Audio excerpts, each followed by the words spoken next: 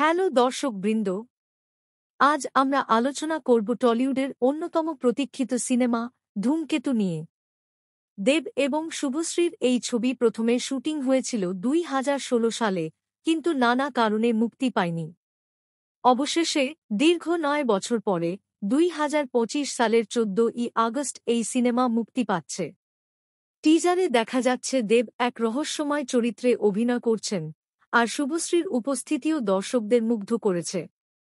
পরিচালনা করেছেন শিবপ্রসাদ মুখার্জি। এই সিনেমায় রয়েছে অ্যাকশন, রোমান্স আর ইমোশন, সবকিছু একসাথে। তোমরা কি এই মুভি দেখতে আগ্রহী? কমেন্টে জানাও, আর ভিডিওটি ভালো লাগলে লাইক ও সাবস্ক্রাইব করতে ভুলো না। ধন্যবাদ। দেখা হবে পরবর্তী ভিডিওতে।